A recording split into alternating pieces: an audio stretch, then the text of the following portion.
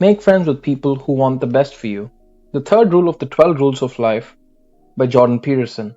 If you haven't watched the previous two rules, I would greatly appreciate and, in fact, greatly encourage you to watch that before you can continue with this one, just to have some degree of continuity.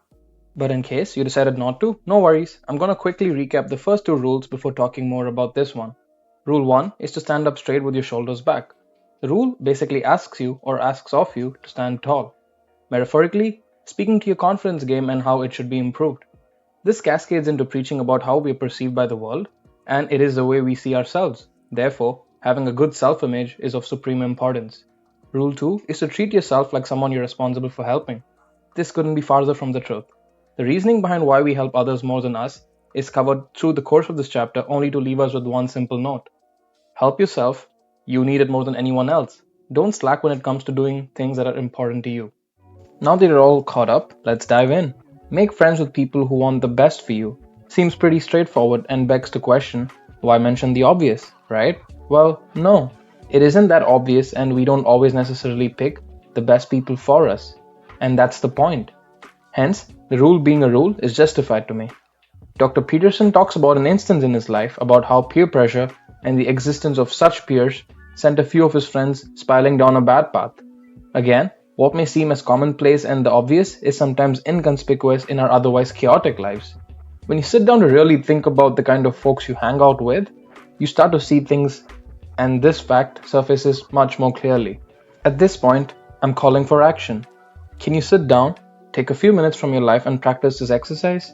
Think about the people who contribute to the betterment of your life, and then the folks who anchor you down. I'm not asking you to do much. By the end of this video, hopefully you will reconsider. So now hopefully you're imagining the people in your life, and as you hear me say this, your actions, their responses, your responses to their actions, all of it. Hopefully it's all coming to you in one way or the other. It starts to become clear when you start looking at this in the ways we discussed. And there you have it. The catalyst in your otherwise trajectory is now clear. Now, whether they act as a positive one or are they kind of setting you back from where you need to be is exactly the kind of things you need to be looking out for. He says, positive actions of a peer bolstered mine to aim higher and better. This is all perfect, and I'll tell you why in just a moment. Now tell me if this makes sense to you. Beyond a certain age, we become conscious and aware. We're aware of the kind of person we are, and we're aware of the circle we surround ourselves with. This is a fact many choose to be oblivious about. Be that as it may, selective ignorance and ignorance in general aren't necessarily always bliss. Now, you consciously choose your circle. Let's say you wanted to test the waters, no worries. But if you know the circle or the majority of them aren't the kind of friends that necessarily bolster your cause, or in fact go against what you stand for, this really boils it down to two questions, really. Number one, do you want to fight your life cause with someone as close as your friend? And be reminded, this is despite all the actual obstacles you'll have coming your way. Do you want this kind of opposition? Number two, knowing this kind of friction exists, do you want to continue with this friendship? Think about that for a second. What makes this beautiful is the previous rule that talks about taking good care of yourselves. Part of doing that is to have yourself surrounded with people who want the best for you, emotionally, physically, and mentally speaking. If you continue hanging out with people who aren't doing you any good, and you know that for a fact, then you failed rule 2, or you need to be taught rule 2. This is why in the series, it takes precedence, and at least this is the way I see it, and sets context by asking you to do exactly that, meaning take better care of yourself.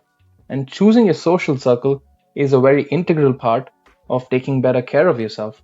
Again, do you still feel this is commonplace and mentioning them is just too obvious? Well, wait for it. To dive another layer deep, Dr. Peterson quotes Freud's concept of repetition compulsion, meaning a simple concept where people consciously or subconsciously tend towards repeating mistakes from their past, basically not wanting to get better. Again, if you watched Rule 1, this ties to self-image, and he says, when people have a low opinion of their own worth, or someone who refuses to take responsibility in life, find people who are similar to them and make friends with them. This is paradoxical in the sense, and I hope you catch my train of thoughts here, or rather at least I hope it makes sense, and here it goes. Wanting to self-improve, a part of it would necessitate seeking better people around you. Now, wanting to have better people around you or unknowingly having better people around you would make you want to improve yourself to their level, which is basically taking care of yourself. Trippy, isn't it? So there's a little snippet of a chapter which talks about rescuing the damned. So this part of the chapter talks about helping the ones in need, or in this context, helping your friends in need. Another thought-provoking piece of writing, I would say. Let me put it real simple for you. This is a two-part question again, so here it goes. Number one, the people, your friends, family, whoever, are they really seeking for help? Let's say you go out of your way to help them out. Do all you can to alleviate whatever they're suffering from. But think about this. Do they want to help themselves? Like, really? Do they want to improve? Or is the cry for help just a futile effort and a mere time waste alongside the inevitable downdraft? If this is the case, no matter what you do, how much time you spend, there won't be much of an improvement, don't you think? And number two, the second question is, are you excessively trying to solve others' problems to run away from your own? The ones you actually need to attend to before you can go out with a helping hand? I will leave you with this food for thought, and believe me, I can go on, but I'd much rather have you read the book and understand a few more layers of this concept by yourself. There you have it, folks. That's all for chapter 3. Hope you took something away from it, and the moral is to have good folks around you. At the very least, they won't pull you down, if not push you up. Thank you for watching, and have a nice day.